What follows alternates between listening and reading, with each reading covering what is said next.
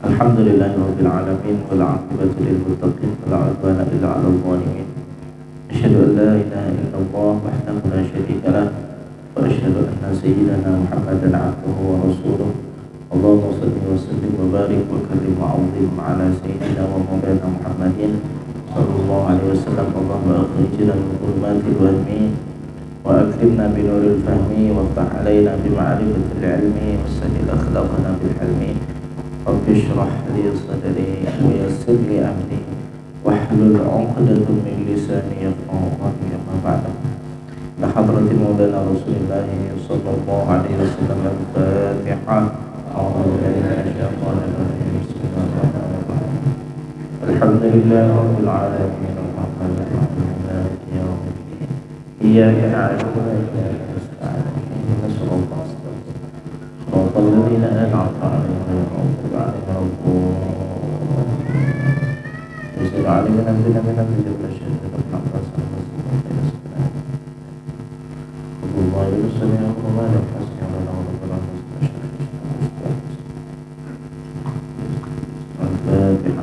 أعوذ بالله من الشيطان الرجيم. بسم الله الرحمن الرحيم. الحمد لله رب العالمين الرحمن الرحيم مالك يوم الدين. إياك نعبد واهدنا الصراط المستقيم صراط الذين أنعمت عليهم غير المغضوب عليهم ولا الضالين.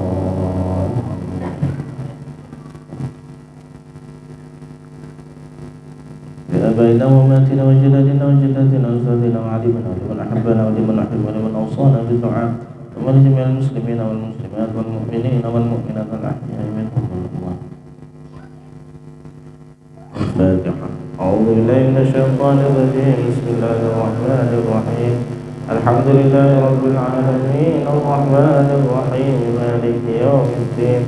إياك نعبد وإياك نستعين. اهدنا الصراط المستقيم صراط الذين أنعمت عليهم غير المغضوب عليهم ولا الضالين.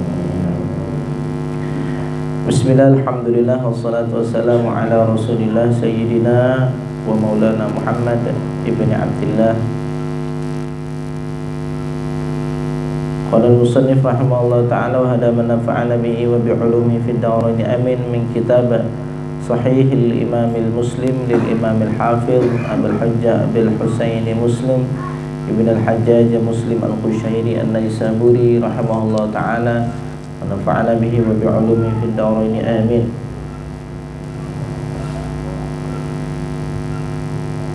Qala, melanjutkan daripada kajian kitab Sahihil Imam Muslim, babu tablughul hilyatu haitsu yablughul wudu.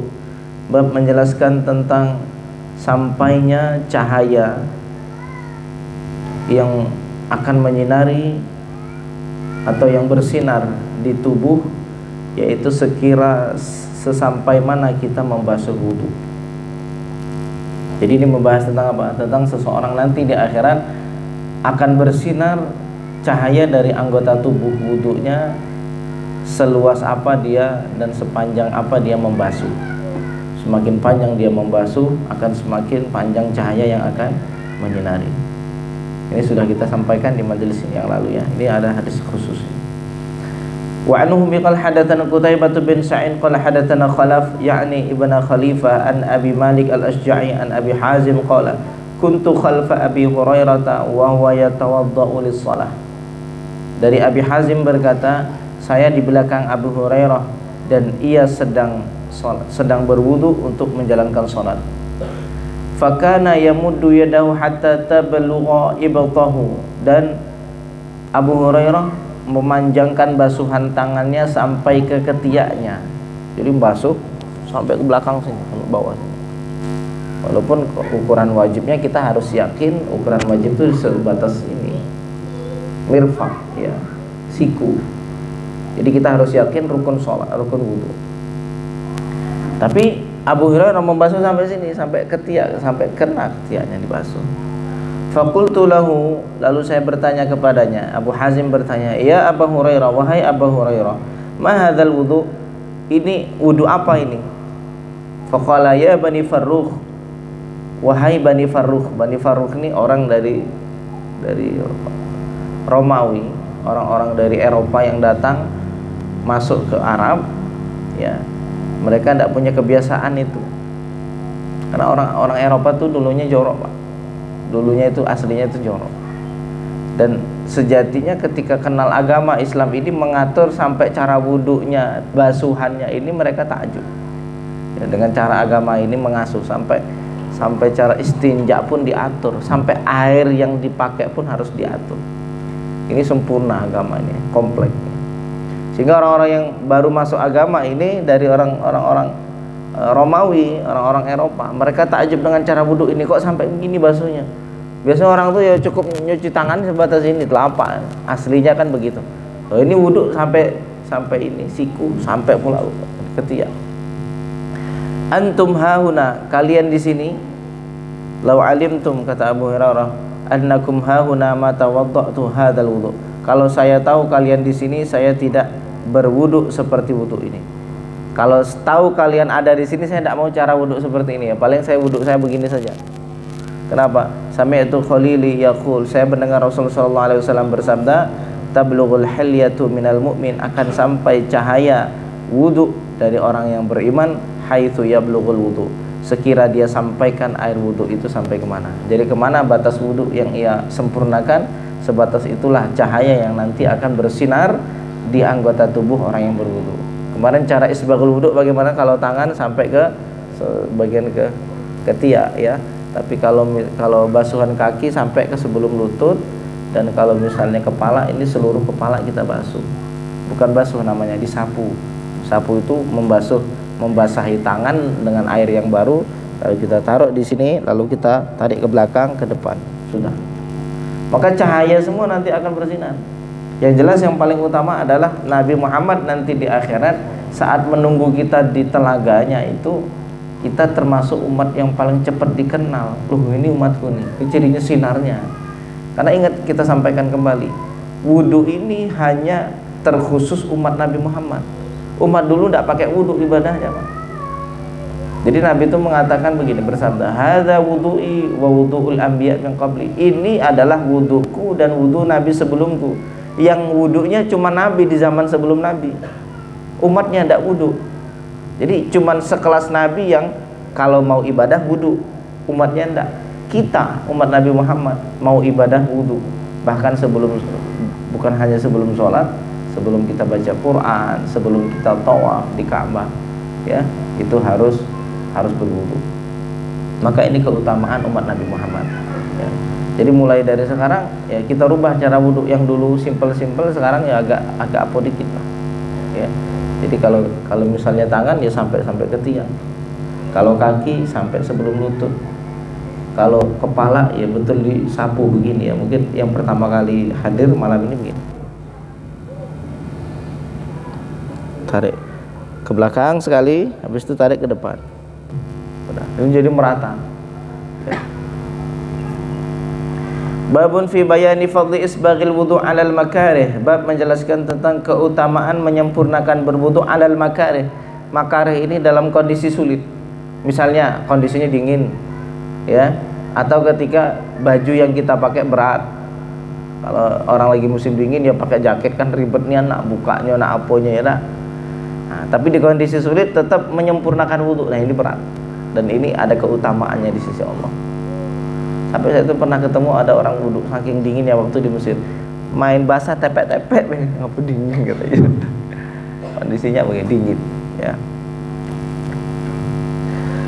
Babun fi bayani fadli isbaghil wudu' 'alal makarih. Bab menjelaskan tentang keutamaan menyempurnakan wudu dalam kondisi sulit. Wa anhu bihi qala hadatsana Yahya ibnu Ayyub wa Qutaibatu wa ibnu Hujrin jami'an an Ismail ibni Ja'far qala ibnu Ayyub qala hadatsana Ismail qala akhbarani al-Ala an abihi an Abi Hurairah anna Rasulullah sallallahu alaihi wasallam qala ala adullukum ala ma yamhullahu bihil khataya wa yarfa'u bihid darajat. Tidakkah mau aku tunjukkan kepada kalian sesuatu yang dapat Allah hapuskan seluruh kesalahan dan Allah angkat derajat? Mau tidak ada amalan yang mengangkat derajat dan menghapus kesalahan? Qalu bala ya Rasulullah, tentu ya Rasul. Qala isbaghul wudu 'alal makarih. Yang pertama menyempurnakan wudu dalam kondisi sulit. Jadi misalnya subuh dingin, tetap kita sempurnakan wudu kita. Ingat kemarin dikatakan bahwa dosa itu akan terbawa sama air sampai tetesan terakhir air. Ingat itu ya. Sampai Imam Abu Hanifah itu mengatakan bahwa hukumnya ini air ini berat nih, najis. Dalam artian tidak boleh lagi dipakai. Kenapa? Karena air itu air dosa.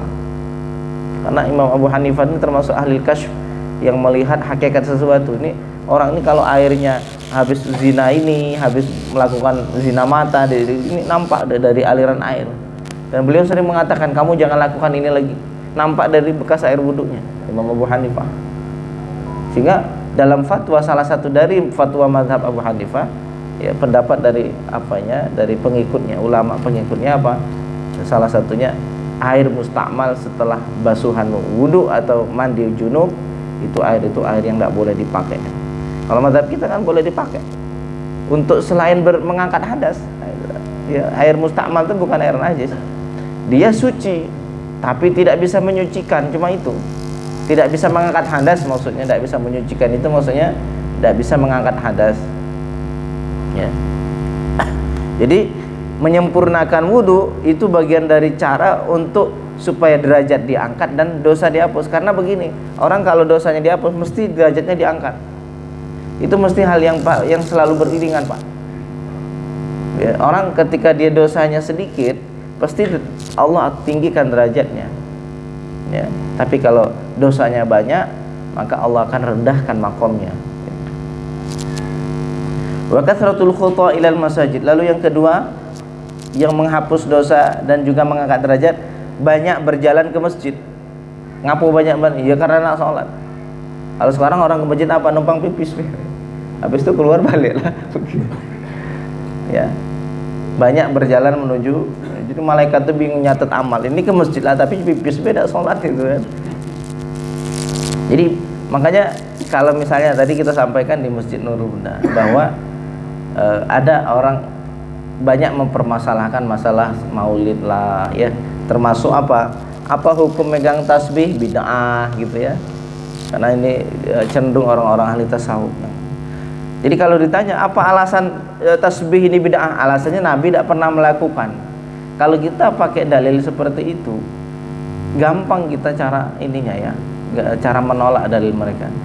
Kalian itu cenderung kalau ke masjid pakai motor, dan itu Nabi tidak pernah melakukan, tabi'in tidak pernah melakukan. Coba ngomong gitu, kita pakai cara mereka. Sebutkan saya satu dalil saja Nabi sama tabi'in pernah ke masjid naik motor. Loh, itu kan bukan bid'ah. Yang bid'ah itu kan perkara masalah ibadah. Kalau ibadah lalu melakukan sesuatu yang tidak ada contohnya, baru bid'ah kan gitu. Dia pasti kayak gitu nanti membelotnya kan. Ya, motor ini kan bukan perkara ibadah. Kita jawab, ini hadisnya. Tengok, Nabi SAW itu bersabda, ada 3 hal, salah satu dari 3 hal itu apa? Yang menjadikan kita itu diangkat derajatnya dan dihapus dosa. Itu ibadah atau bukan? Satu perbuatan yang menyebabkan kita dosa diampuni dan derajat diangkat. Itu ibadah bukan? Ya ibadah. Melakukan sesuatu yang menyebabkan kita diangkat derajatnya dan dihapus dosa, ibadah kan? Ibadah. Apa? Berjalan menuju masjid, ibadah. Jadi perjalanan dari rumah kalian ke masjid itu ibadah. Loh, kalian ibadah kok pakai motor? Ya bid'ah. Sama halnya begini, pakai tasbih. Pakai tasbih untuk menghitung apa? Loh, ini kan cuma wasilah untuk ibadah. Sama halnya motor, wasilah ibadah. Jadi tidak ada istilah hukuman bid'ah. Nah itu, paham ya? Jadi kalau ada ayat mengatakan, loh motor ini kan bukan perkara ibadah, ini kan duniawi, jadi tidak ada hukum bid'ah. Itu kan pendapatmu. Coba tengok hadis Nabi, berjalan menuju masjid adalah ibadah.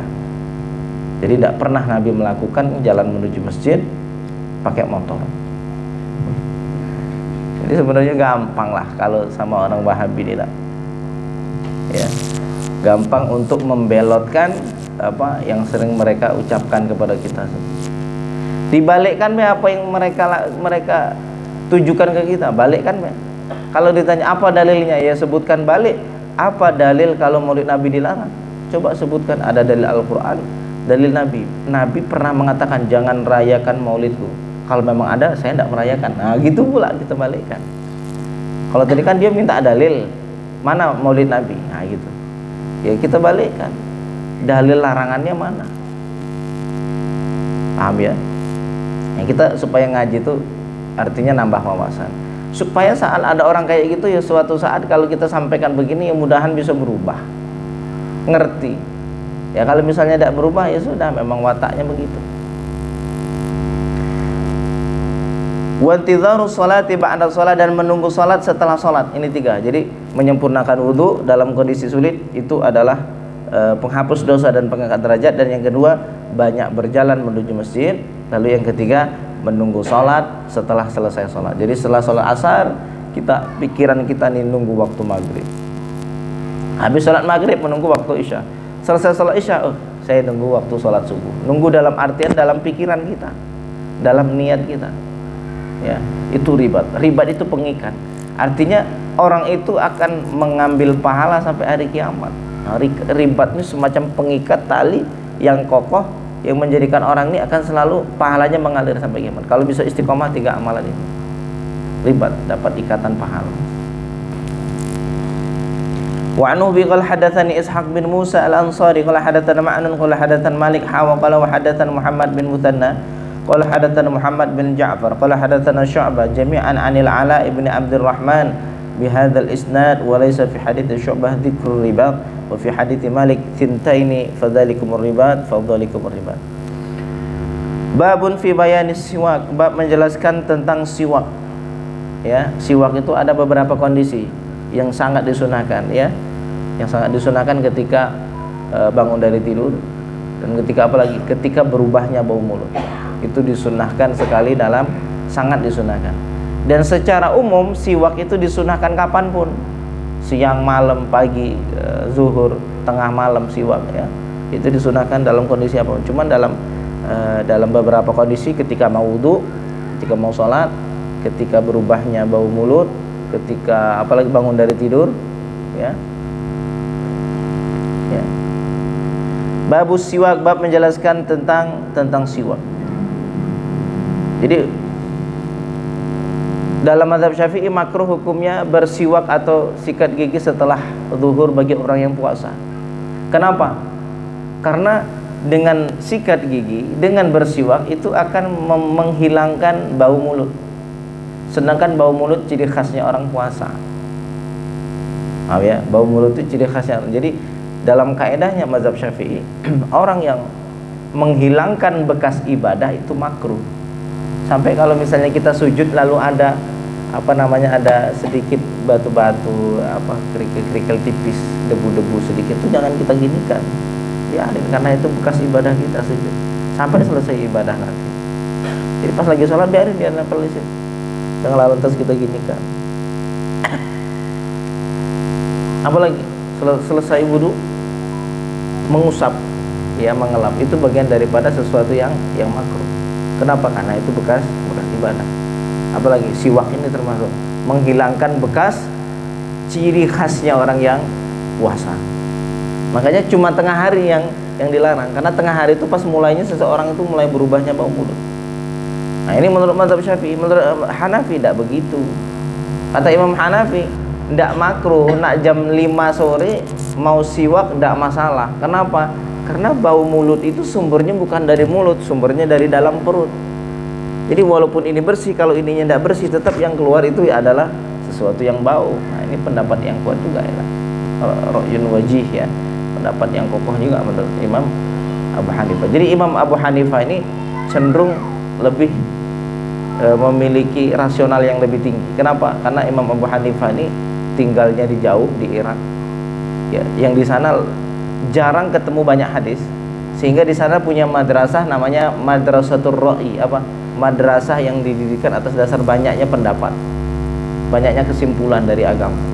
Kalau Imam Malik punya madrasah namanya Madrasatul Ahlil Hadis, madrasah ahli hadis di Madinah, karena sumbernya di situ semua. Sahabat banyak ngumpul di situ, jadi banyak ngumpulin hadis. Kalau Imam Abu Hanifah Madrasatul Ahlil Ra'i. Jadi banyak Imam Abu Hanifah ini selain menggunakan hadis, beliau juga menggunakan kiasan-kiasan ya. Dan ternyata mazhab Abu Hanifah 1/3 umat muslim pakai mazhabnya Abu Hanifah. 1/3 lah muslim dunia ini pakai mazhabnya Abu Hanifah. Jadi kalau seandainya muslim ini jumlahnya 202 miliar, berarti 700 jutanya penganut mazhab Abu Hanifah. Selebihnya ya bagi-bagilah. Ada yang Syiah, ada yang Wahabi, tidak tahu.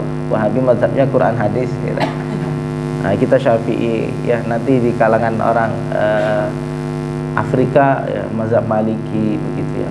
Di kalangan orang apa di Mekah itu banyak yang menganut mazhab Hambali. Nah, sehingga Wahabi pun mengaku pengikut mazhab Hambali. Jadi bagi-bagi. Tapi yang paling banyak mazhab Abu Hanifah. Selama ini kita merasa Syafi'i yang paling banyak, apa? Kita tinggal di Indonesia. Kita nggak membuka mata di luar sana, ya kan? Kita merasa mazhab kita yang paling banyak, ternyata tidak. Ya. Babun fi bayani siwak, bab menjelaskan tentang siwak. Wa anhu bi qal hadatsana Qutaibah bin Sa'id wa Amr bin Naqid wa Zuhair bin Harb qalu hadatsana Sufyan an Abi Zinad an al-A'raj an Abi Hurairah an Nabi sallallahu alaihi wasallam qala laula an asyqa 'alal mu'minina wa fi hadis Zuhairin 'ala ummati. Kalau bukan karena memberatkan kepada orang-orang beriman, dalam riwayat lain terhadap umatku, la amartuhum bisiwak inda kulli shalah. Niscaya aku perintahkan mereka untuk siwak ketika hendak salat. Perintah yang dimaksud apa? Perintah wajib. Kalau bukan karena memberatkan, saya nak wajibkan umatku untuk siwak. Setiap salat siwak, setiap salat siwak. Kenapa? Menghadap Tuhan. Jadi harus kondisi bersih. Jadi dari hadis ini kita bisa menyimpulkan Nabi itu punya kendali hukum, boleh menyunahkan, mewajibkan. Oh ini boleh, tidak boleh. Nabi punya kendali hukum. Makanya kalau bukan karena alasan memberatkan, saya suruh semuanya ini siwak sebelum sholat. Nah, karena ini memberatkan, sudahlah. Ini menjadi perintah yang bukan wajib, tapi perintah sunnah. Bagian dari manfaat siwak banyak. Salah satu dari manfaat siwak yang agung itu apa? Orang nanti akan dimudahkan sama Allah untuk keluar ruh pas sakaratul maut. Ya, mudah keluar ruh Pak ketika rajin istiqomah bersiwak. Kalau sikat gigi sejatinya dia termasuk bagian dari siwak. Kenapa? Apapun sesuatu yang kesat yang bisa membersihkan gigi itu diniatkan siwak, jadi siwak. Syaratnya satu, niatnya siwak. Orang niatnya ngapa bersihin gigi, sikat gigi supaya tidak bau, belum dapat niat siwak. Tapi memang ada niatnya dalam hati, sengaja aku niat siwak sunnah karena Allah, ngikut Nabi sunnah karena Allah. Itu sudah dari jadi sisi ibadah. Biasanya memang kita rajin sikat gigi. Sekarang cuman kita butuh pasang niat, sengaja aku bersiwak sunnah karena Allah. Pasang sekarang niat. Kenapa? Allah akan berikan kemudahan keluarnya ruh. Seingat saya almarhum bapak itu dulu setiap sholat begitu pakai siwak. Ternyata meninggalnya Allah kasih kemudahan. Karena terkadang kalau kita lihat orang meninggal sampai 2 hari tidak meninggal, kayak mana pedihnya, bagaimana sulitnya. Karena kita tahu orang meninggal itu kayak mana rasa pedihnya, sakaratul maut itu ya seperti kulit yang basah nih dibuka lalu ditusuk-tusuk besi panas. Lo itu lo rasanya yang dirasakan sama Nabi Ibrahim ketika Allah bertanya, wahai kekasihku, apa yang kau rasakan saat pedihnya sakaratul maut? Saya merasa seperti kulit ini dibuka, disayat, dibuka, ditarik, lalu ditusuk besi panas. Nah, rasa itu kata Allah sudah saya ringankan berkali-kali. Enggak wajarnya begitu. Kalau wajar normalnya lebih dari itu. Ya kita ya standarnya begitu, merasakan pedih. Coba bayangin, kulit ini kan normal kita, ini kulit ini kan bisa dikatakan terpisah dari kita. Kalau dibuka rasanya kayak apa pedihnya. Kalau kita memisahkan badan kita ini dari tubuh ini, sakit tak Pak? Kuku dicabut apa? Loh ini ruh bagian dari diri kita, kayak mana rasa sakitnya? Ruh itu diri kita sendiri, dilepas dari diri kita. Coba diri kita dilepas dari diri kita. Nah, ini memang enggak, sudah di luar nalar bagaimana rasa sakitnya. Jadi kalau mudah keluar ruh, itu yang diharapkan. Jadi mulai kita niatkan siwak setiap kali sikat gigi, ibadah karena Allah Subhanahu wa taala, ngikut Nabi Muhammad SAW. Wa anhu qala hadatsana Abu Quraib bin Muhammad bin Ala qala hadatsana Ibnu Bishr an Mis'ar an al-Miqdam bin Shurah an abihi qala sa'altu Aisyah qultu bi ayyi syai'in kana yabda'u an-nabiyya idza dakhala baitah qalat bis-siwak. Saya bertanya kepada Sayyidatuna Aisyah, saya bertanya, sesuatu apa yang biasanya beliau Nabi SAW melakukan ketika hendak masuk ke rumah dari luar, mau masuk rumah, apa yang biasa beliau lakukan? Jawab sama Sayyidatuna Aisyah, dengan bersiwak. Kenapa? Karena ini saya nak bertemu dengan istri, nak ketemu dengan keluarga, ketemu anak, harus bersih. Dan ini sunnah yang jarang kita lakukan. Seorang suami berharap istrinya cantik, istrinya rapi, bersih, dia tidak pernah rapi. Masih enggak ada, ya nikah pengantin pertama, ya lah, boleh lah, rapi, bersiwak. Ah, sudah itu lantak lah. Ya. Tengok Nabi. Ya, dengan Sayyidatuna Aisyah. Ini kan kita bisa mengambil satu ibrah loh. Keluar dari rumah ini kan pasti kan ya mungkin debu ataupun apa yang beliau bernapas dengan mencium debu dari luar. Ya. Akhirnya ketika masuk rumah ketemu sama istri, ya, biasa ketemu sama istri entah dicium istrinya gitu ya. Gitu gitu. Apa enggak? Hah? Kadang ya. Sama anak misalnya kan. Ini kita bisa ngambil bagaimana akhlaknya yang mulia sallallahu alaihi wasallam. Sikat siwak nak masuk rumah. Ya. Kenapa? Karena Rasulullah SAW bersabda begini, la yadkhulul jannata man la ya'man jaruhu bawa'iqahu. Orang itu tidak bisa masuk surga dengan selamat kalau tidak bisa memberikan rasa nyaman kepada tetangganya. Tetangga paling dekat istri kita, Pak. Siapa anak kita? Kita ini terbayang kalau baca hadis tetangga itu tetangga rumah. Itu yang terbayang pikiran kita, enggak. Tetangga paling dekat istri. Kalau kita tidak bisa memberikan kenyamanan, kita termasuk orang yang tidak mudah untuk masuk surga dengan selamat. Harus diuji dulu. Sampai dikatakan tidak bisa masuk surga dengan selamat. Artinya apa? Harus dicuci dulu lah, karena dosanya tidak memberikan kenyamanan kepada tetangga. Tetangga orang terdekat. Jadi kemarin ada yang ngasih satu tulisan begitu di dalam kitab Ihya, walaupun saya tidak baca di situ. Salah satu dari bacaan itu begini, Nabi SAW itu terkadang melakukan sesuatu, ya namanya Nabi Muhammad itu kan sempurna akalnya, laki-laki sempurna. Loh ini wanita ini cenderung akalnya tidak lebih banyak dari perasaannya. Sebenarnya akalnya tinggi, tapi karena sudah berperasaan, akhirnya akalnya jadi rendah. Bukan karena kurang akal ya. Ingat ini para ibu-ibu. Nabi SAW itu bersabda, al-mar'atu naqisatu aqlin wa dinin. Wanita itu kurang akal, kurang agama. Kurang akal itu kenapa? Karena mereka lebih cenderung ke perasaan. Dan itu dibutuhkan dalam rumah tangga untuk bisa sabar atas anak-anak, bisa sabar untuk membersihkan rumah, menyapu, mengepel, merapikan. Laki-laki jarang ada yang sanggup begitu, Pak. Laki-laki lebih kenalar logika biasanya. Jadi kekurangan akal disebabkan oleh dominasi perasaan, bukan karena mereka tidak berakal. Mereka berakal. Buktinya di sekolah banyak yang ranking perempuan, yang lanang-lanang malah tidak dapat ranking. Iya. Nah, kurang akal dan kurang agama. Kurang agama bukan berarti mereka ada ibadah. Kurang agama karena kesempatan ibadahnya lebih sedikit dari laki-laki. Kenapa? Laki-laki tidak pakai masa libur full seumur hidup ya. Ketika mukallaf ya dia ibadah.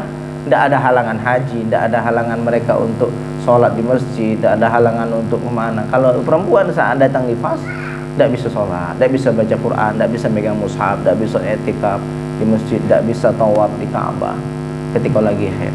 Itu maksudnya ya. Nah, jadi Nabi SAW itu ketika bermuamalah, berinteraksi dengan istrinya Sayyidatuna Aisyah dengan kesempurnaan akal dan dengan ya dalam arti kurangnya akal wanita, itu beliau menurunkan marwah diri, bukan berarti menurunkan derajat. Maksudnya apa? Ya, tidaklah ngikutilah apa yang dimau gitu. Ya kita tahu ini misalnya kurang apa, ya tidak apa-apalah. Itu akal mereka ini sudah sangat baik. Bagi mereka ini adalah hal yang indah.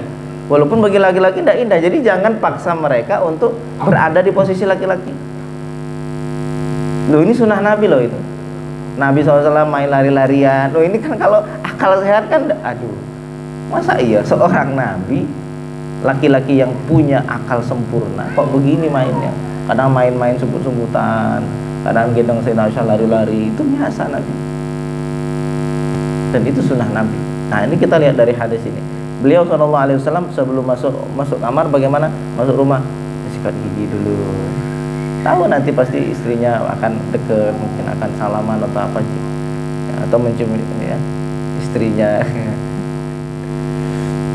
Sallallahu alaihi wasallam memang sebaik-baik panutan sallallahu alaihi wasallam. Ya, makhluk sempurna sallallahu alaihi wasallam. Wa an Ubi qala hadatsani Abu Bakr ibnu Nafi' al-Amdi qala hadatsana Abdurrahman an Sufyan an al-Miqdam bin Shuraih an Abi an Aisyah anna Nabiy sallallahu alaihi wasallam kana idza dakhala baitahu bada'a bisiwak. Adalah Nabi sallallahu alaihi wasallam apabila masuk ke rumahnya beliau memulainya dengan siwak. Wa anhu biqal hadatsana Yahya ibnu Habib al-Harithi qala hadatsana Hammad bin Zaid an Ghailan wa huwa ibnu Jarir al-Ma'wali an Abi Burdah an Abi Musa qala dakhaltu 'ala Nabi sallallahu alaihi wasallam wa tarafu siwak 'ala lisani. Saya menemui Kanjeng Nabi sallallahu alaihi wasallam, kata Abi Musa, dan ujung siwak masih di lisannya. Maksudnya siwaknya masih di sini. Nah, masih gini. Abi Musa datang ketemu sama Nabi, Nabi masih kayak gini. Soalnya baru selesai siwak, baru nak selesai. Nah, gitu. Itu maksud hadis ini. Maksudnya apa? Sering beliau itu menggunakan siwak. Wa anhu biqala hadatsana Abu Bakr bin Abi Syaibah qala hadatsana Husaim an Husain an Abi Wa'il an Hudzaifah qala kana Rasulullah sallallahu alaihi wasallam idza qama liyatahajjad yashusu fahu bisiwak. Adalah Nabi sallallahu alaihi wasallam apabila beliau hendak berdiri melaksanakan salat tahajud, beliau membersihkan mulutnya dengan siwak. Ya, bangun dari tidur siwak, bersihkan. Enak. Kalau bisa bangun dari tidur, lidah itu ya kalau pakai sikat itu dibantu dikerik, Pak. Kenapa ringan lidah itu saat ketika kita baca Al-Qur'an? Lagi sholat baca Fatihah ringan. Lebih bersih juga. Lidah itu dibantu dikerik pakai apa? Walaupun agak terasa mual pertama kali ya. Tapi kalau udah biasa ya tetap mual tapi biasa gitu. Enak, ringan mulut. Jadi kalau membaca takbir, membaca doa iftitah itu ringan lidah itu. Coba seminggu udah sikat gigi, lidah tidak dibersihkan, kayak apa beratnya lidah ngomong. Benar, iya, dipraktekin biar ringan lidah itu. Wa anhu bihi qala hadatsana Ishaq bin Ibrahim qala akhbarana Jarir an Mansur hawa qala hadatsana Ibnu Numair qala hadatsana Abi wa Abu Muawiyah anil Amash kilahuma an Abi Wa'il an Hudzaifah qala kana Rasulullah sallallahu alaihi wasallam idza qama min al-laili bimithlihi wa lam yaqulu liyatahajjad.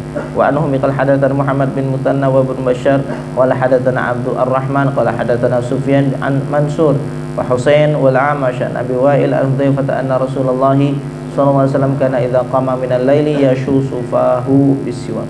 Wa anhu qala hadatsana Abdul ibnu Hamid qala hadatsana Abu Nu'aim qala hadatsana Ismail ibnu Muslim qala hadatsana Abu Mutawakkil anna Ibnu Abbas hadatsahu annahu bata inda Nabi sallallahu alaihi wasallam dzata lailatan faqama Nabiullah sallallahu alaihi wasallam min akhiril laili fa kharaja fa nadhara fis sama' thumma tala hadhihi al-ayah fi Ali Imran inna fi khalqis samawati wal ardi wa ikhtilafil laili wan nahar wal fulki allati tajri fil bahri bima yanfa'un nas wa ma anzalallahu minas sama'i min ma'in fa ahya bihi al-ardha ba'da mautiha wa batha fiha min kulli dabbah wa tasrifir riyah was sahabil musakhkhari bainas sama'i wal ardi la ayatin liqaumin yatafakkarun.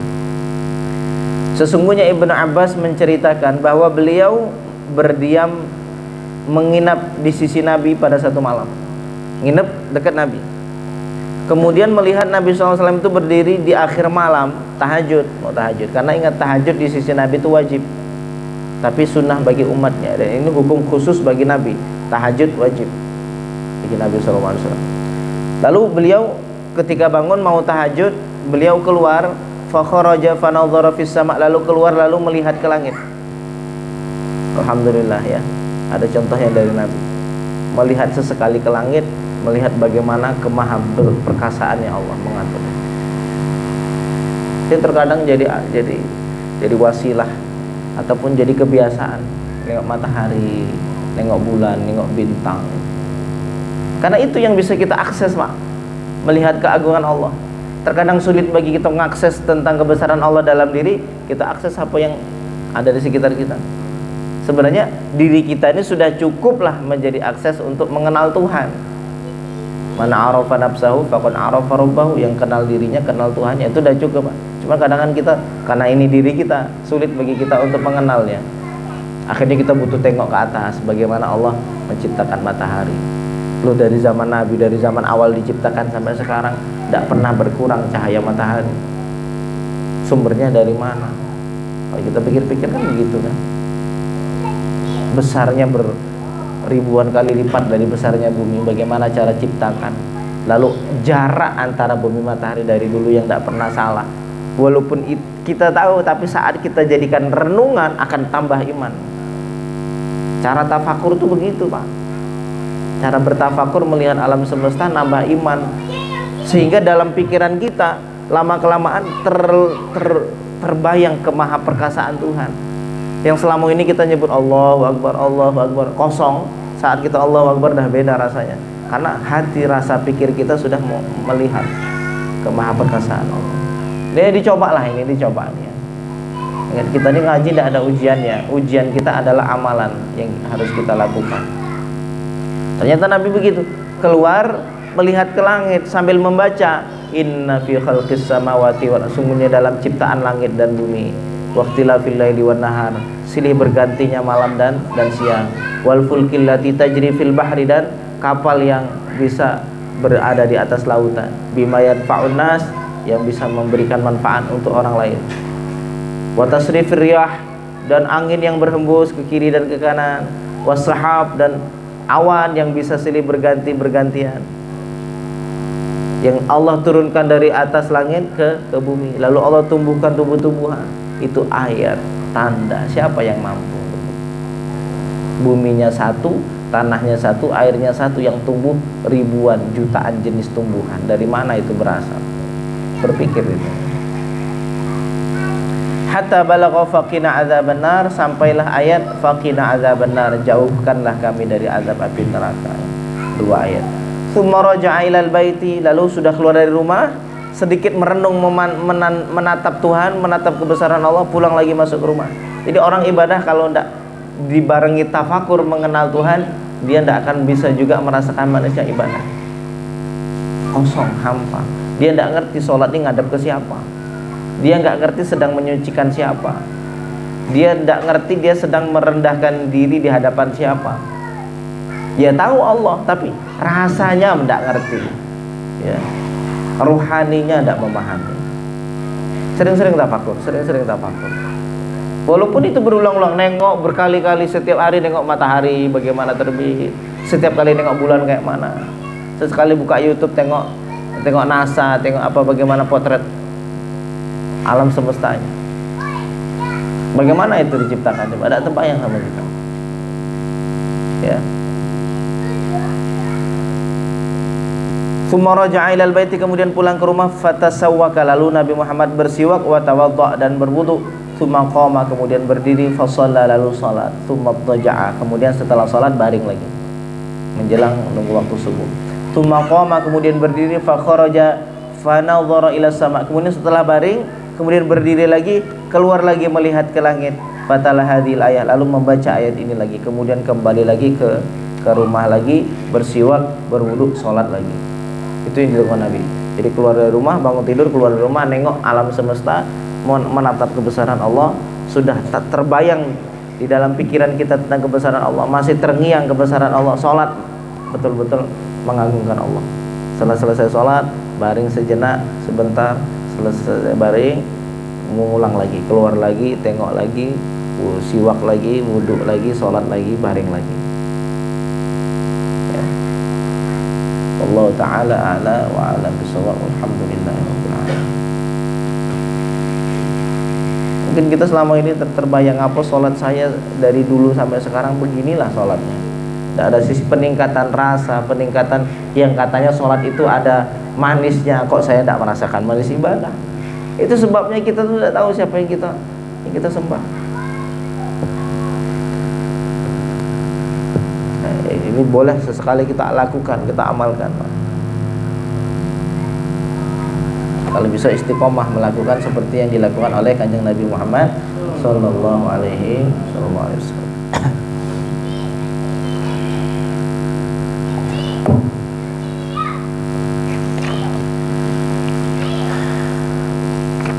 Bismillah, alhamdulillah, wassalatu wassalamu ala rasulillah sayyidina wa maulana Muhammad ibn Abdullah wa ala alihi wa sahbihi wa man wala wa man tabi'a hudah ila yaumin alqah. Qala al-musannif rahimahullah ta'ala wa nafa'ana bihi wa bi'ulumihi fid darain amin. Qala min kitab Khasaisil Ummatil Muhammadiyah li Abu Ya Sayyid Muhammad Alawi Al-Maliki rahimahullah ta'ala.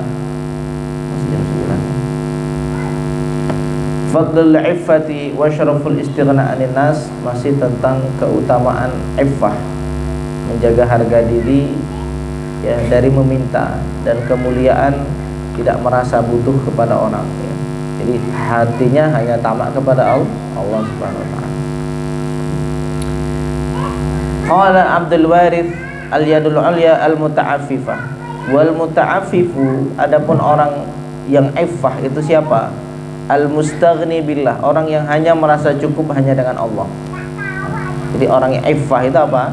Yaitu orang yang merasa cukup hanya dengan Allah.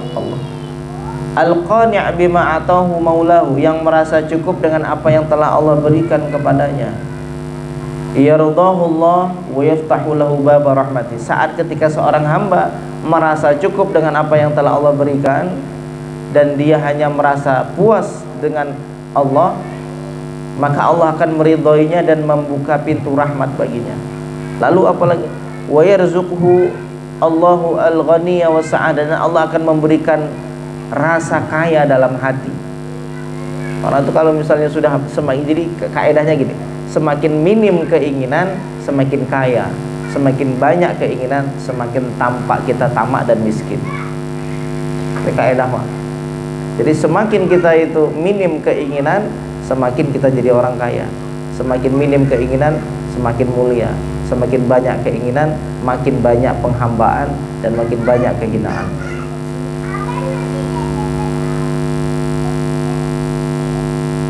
Jadi kata Ibnu Athaillah apa? Anta abdun bima anta lahu tami'un. Engkau itu hamba bagi sesuatu yang kau inginkan.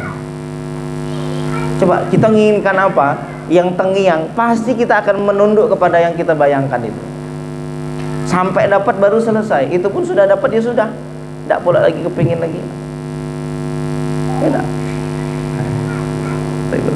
Wa anta hurrun, dan engkau menjadi orang yang bebas merdeka, lima anta lahu ayisun, bagi sesuatu yang tidak engkau inginkan. Semakin minim keinginan makin merdeka. Jadi semakin kita merasa cukup dengan Allah, makin hatinya kaya. Itulah hakikat kaya. Jadi secara terjemah makna ghani artinya yang sudah tidak merasa butuh. Artinya kalau hati sudah merasa tidak merasa butuh, dia jadi orang kaya. Sebanyak apapun yang dimiliki, kalau hatinya tamak, tetaplah dia fakir. Kenapa? Butuh. Fakir itu maknanya butuh, Pak ya. Terjemah makna fakir itu apa? Butuh. Makin banyak yang diinginkan, makin butuh. Makin butuh, makin fakir. Nah itu. Wa yarzuqullahu al-ghani wa sa'adah wa yamla'u qalbuhu imanan wa qana'ah, dan setelah itu kalau sudah merasa cukup dengan Allah dan ridha dengan pemberian Allah, Allah akan isi hatinya dengan keimanan dan qana'ah. Makin Allah kokohkan hatinya dengan merasa qana'ah. Jadi dalam perkara dunia, ingat saja dalam perkara dunia, melihat ke bawah, tengok banyak orang yang lebih susah dari kita. Itulah yang menjadikan kita itu untuk merasa qana'ah. Allah sallallahu alaihi wasallam, Nabi sallallahu alaihi wasallam bersabda, man yastaghni, siapa yang merasa cukup, yughnihillah, Allah akan jadikan dirinya kaya. Wa may yaqna, dan siapa yang merasa qanaah dengan pemberian Allah, yuqanni'hullah, Allah akan menjadikan dirinya sebagai orang yang qanaah atau merasa cukup dengan yang Allah berikan. Wa fi riwayatin wa man ista'affa yu'iffahullah, siapa yang menjaga harga diri, maka Allah akan muliakan dirinya. Wa may yastaghni yughnihillah, dan siapa yang merasa cukup, merasa kaya dengan Allah, maka Allah akan jadikan dirinya kaya. Kaya dari rasa butuh kepada makhluk. Wa man yatasabbar yusabbirhullah, dan siapa yang berusaha untuk sabar, Allah akan mampukan dirinya untuk sabar. Wa ma a'tallah ahadan ata'an huwa khairun lahu wa awsa'u minas sabri, dan Allah tidak memberikan kepada seseorang satu pemberian yang lebih baik dan yang lebih luas daripada pemberian sabar. Jadi sabar itu pemberian yang Allah berikan yang paling baik.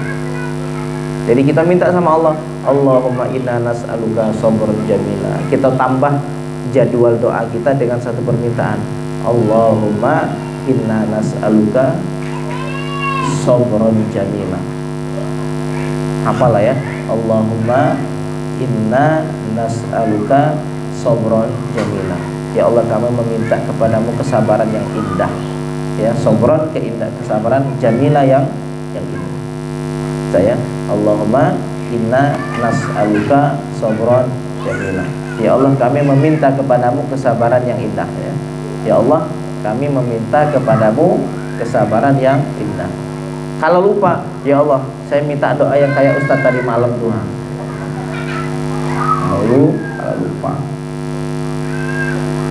Qalu wa may yatasabbar ay yu'aliju fi sabri wa yatakallafu ala dhikil 'aishi wa ghairihi min makarihid dunya. Bisa tak kayak gitu Pak, doa kayak gitu? Bisa tak? Bisa.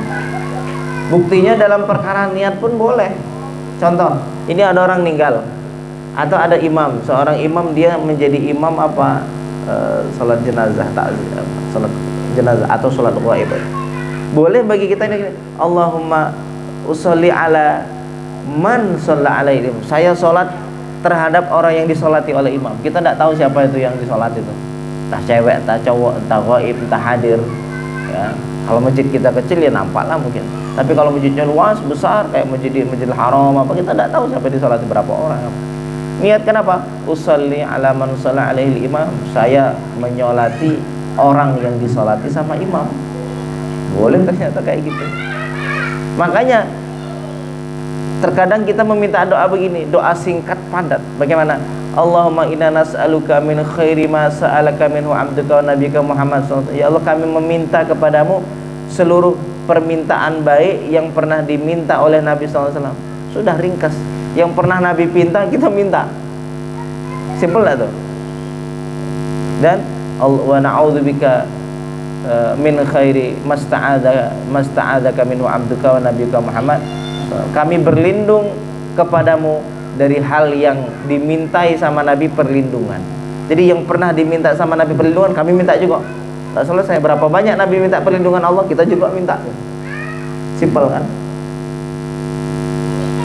Tapi jangan sampai pas sholat, saya sholat kayak orang tuh sholat, dia udah sholat. Ini nggak masuk ya. Ini kan dalam perkara doa. Jadi boleh kalau kita misalnya kita lagi duduk majelis, lalu ada entah kiai, entah apa, entah habib nyampaikan satu doa yang kita tidak hafal doanya, itu baca doa ini. Nah, sesekali kita, ya Allah, saya ingin membaca doa seperti doa yang dibaca habib tadi, tapi saya tidak hafal. Ya Allah, sampaikan itu ya Allah. Allah akan sampaikan. Kalau hafal ya dibaca. Jangan karena alasan malas, aduh malas dan panjang, saya kayak membaca doa itulah.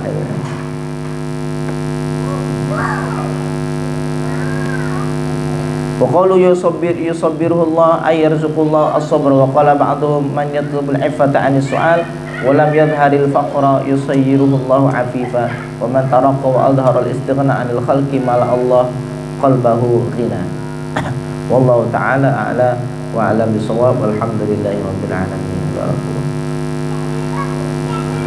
Ya Allah.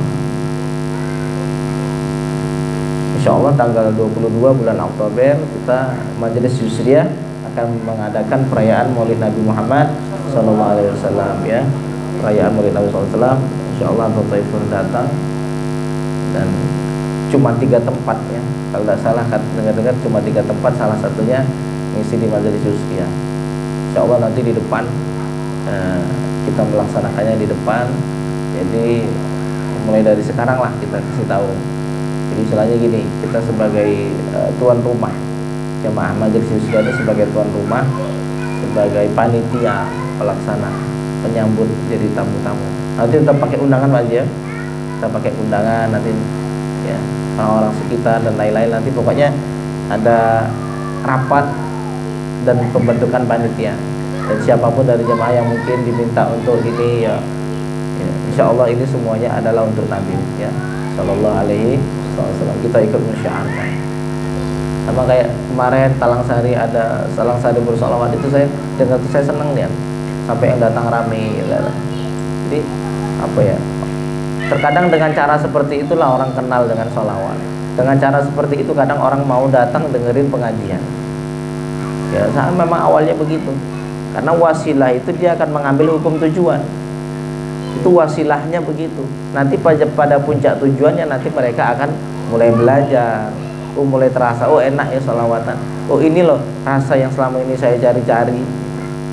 Selama ini tidak ketemu keindahan begini, duduk di majelis dengerin sholawatan. Akhirnya dia ketemu ada majelis Yusriyah, mereka mau gabung, mereka mau ikut ngaji. Jadi dan juga insya Allah bulan 2 nanti Maulana Syekh Yusri kalau tidak ada halangan juga datang ke Jambi, datang ke majelis Yusriyah. Akan saya Yusri datang ke Jambi insya Allah. Mudah-mudahan kedatangan ke Jambi membawa barokah besar untuk kita, khususnya untuk kita semua, para jamaahnya, para pengikutnya, para pecintanya. Karena semua yang saya sampaikan ini apa yang saya dapat dari pengajian beliau. Makanya namanya majelis Yusriyah. Memang ilmu madat dari beliau. Ya, ilmu madat dari beliau. Barokah beliau gitu. Saya merasakan betul itu, Pak. Barokah ilmu yang saya sampaikan itu barokah dari beliau. Makanya nama majelisnya Majelis Yusriyah. Ya.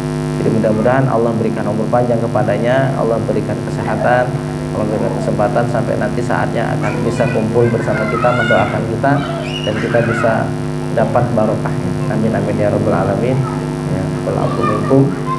Assalamualaikum warahmatullahi wabarakatuh. Doa sudah. A'udzu billahi minasyaitonir rajim. Bismillahirrahmanirrahim. Alhamdulillahirabbil alamin. Allahumma shalli ala sayyidina Muhammad wa ala ali sayyidina Muhammad. Allahumma inna nas'aluka ridhaka wal jannah wa na'udzu bika min sakhatika wan nar. Allahumma inna nas'aluka ridhaka wal jannah wa na'udzu bika min sakhatika wan nar. Allahumma inna nas'aluka ridhaka wal jannah wa na'udzu bika min sakhatika wan nar. Allahumma innaka 'afuwwun karimun tuhibbul 'afwa fa'fu 'anna. Allahumma ya Allah, inna nas'aluka sabran jamila. Allahumma inna nas'aluka sabran jamila. Allahumma inna nas'aluka sabran jamila bi rahmatika ya arhamar rahimin. Rabbana atina fid dunya hasanah wa fil akhirati hasanah wa qina adzabannar. Wa sallallahu wa sallim wa barik ala sayyidina Muhammad walhamdulillahi rabbil alamin. Taqabbalallahu minkum innahu